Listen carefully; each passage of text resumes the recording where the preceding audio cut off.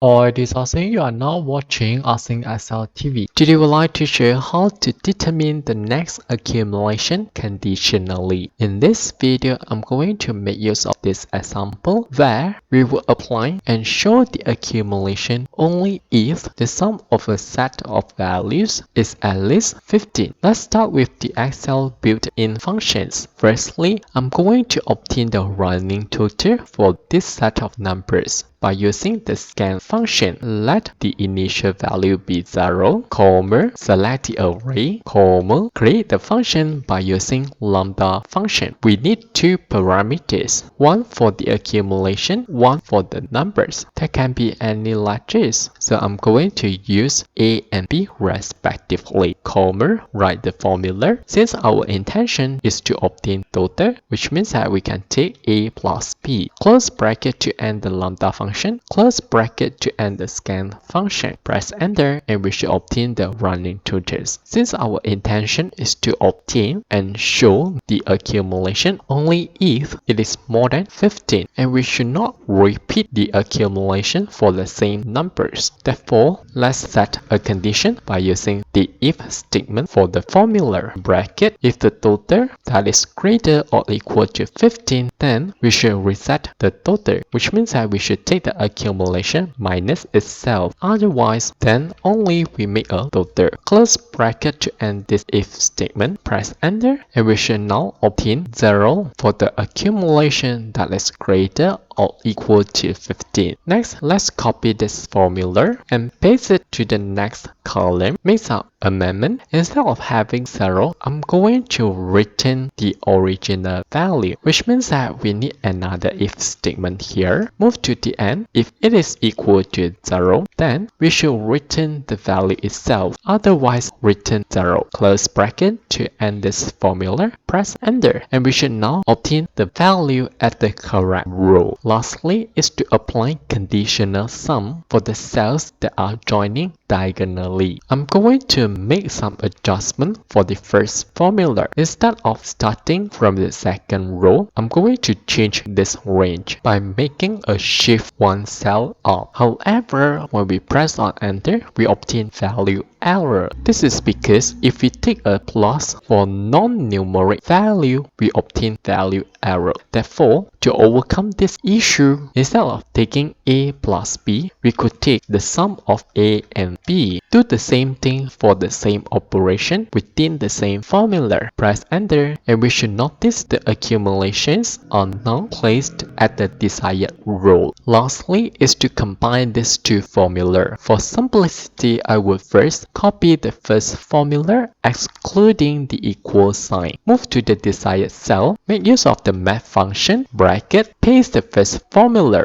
then comma, and copy the second formula. Before that, let's make use of apostrophe so that we can move on to copy the second formula. Select the second formula, also copy the statement without the equal sign. Then go to the cell, edit the formula, remove the apostrophe, move to the end, paste it, make a comma, and we can now create formula by using the lambda function. We need two parameters since we have 1 and 2 arrays here. Also, I will let them be A and B respectively, comma, the formula. Remember, we would show the sum only if it is at least 15. So let's create a condition by using if statement. If A plus B more than or equal to 15, then we will return the value that is A plus B. Otherwise, let it be empty. Close bracket to end if statement, close bracket to end lambda function, close bracket to end map function. Press enter, obtain the desired result. And this would be updated whenever the accumulation exists or equal to 15, as we can see here. Since we have done this by using the Excel built-in function, let's try by using VBA. Go to Developer tab and Visual Basic. We need a module, so let's insert a module. Since I'm going to create a user-defined function, so let's make use of the function statement. Give a name for this function, for example, the AhSingNSUM